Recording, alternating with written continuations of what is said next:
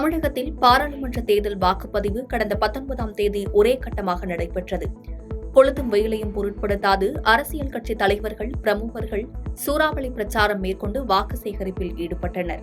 இந்நிலையில் தற்போது வெப்ப அலை வீசி வரும் நிலையில் முதலமைச்சர் மு.க.ஸ்டாலின் வரும் 29ஆம் தேதி கொடைக்கானலுக்கு வருகை தர உள்ளார்.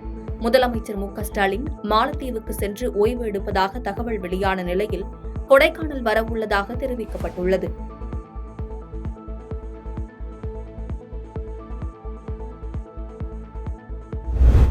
கர்நாடக மாநிலம் பிடார் பகுதியில் நடைபெற்ற தேர்தல் பிரச்சார பொதுக்கூட்டத்தில் பாஜக வேட்பாளர் பகவந்த் கூபாவை ஆதரித்து பாஜக தேசிய தலைவர் ஜே.பி. நட்டா வாக்கு சேகரிப்பில் ஈடுபட்டார்.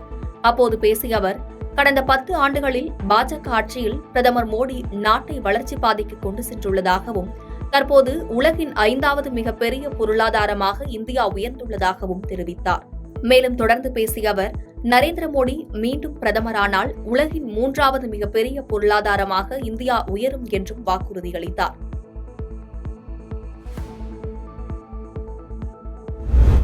ஜம்மு மற்றும் காஷ்மீரில் ராமன் பகுதியிலிருந்து 5 கிலோமீட்டர் தொலைவில் உள்ள பெர்னூட் கிராமத்தில் நேற்று மாலை 5 மணியளவில் திடீரென நிலப்பகுதி உள்வாங்க தொடங்கியுள்ளது. இதனால் சாலைகள் சேதமடைந்து 30 முதல் 40 வீடுகள் பாதிக்கப்பட்டன. மேலும் நிலப்பகுதி உள்வாங்கிய காரணத்தால் பயிர்களும் பாதிப்படைந்து உள்ளதாக அப்பகுதி மக்கள் கவலை தெரிவித்துள்ளனர்.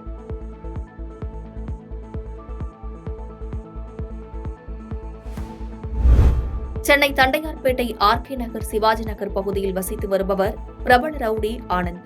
சரித்திர பதிவேடு குற்றவாளியான இவர் நேற்று இரவு வீட்டில் போதையில் இருந்தபோது இருசக்கர வாகனத்தில் வந்த 8 பேர் கொண்ட மர்ம கும்பல் அதிரடியாக வீட்டின் உள்ளே நுழைந்து கத்தியால் வெட்டிவிட்டு தப்பி ஓடியுள்ளனர். ஆனந்தின் அலறல் சத்தம் கேட்ட அக்கம் பக்கத்தினர் அவரை மீட்டு ஆம்புலன்ஸ் மூலம் மருத்துவமனைக்கு கொண்டு செல்லும் போது ஆனந்த் வழியிலேயே பரிதாபமாக உயிரிழந்தார்.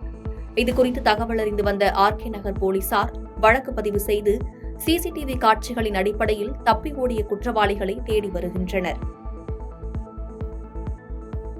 பாதகம் செய்பவரை கண்டால் நாம் பயங்கொள்ளலாகாது பாப்பா, மோதி மிதித்து விடு பாப்பா, அவர் முகத்தில் உமிழ்ந்து விடு பாப்பா. அண்மை செய்திகளை உடனுக்குடன் தெரிந்து கொள்ள இணைந்திருங்கள் இயம்நாடு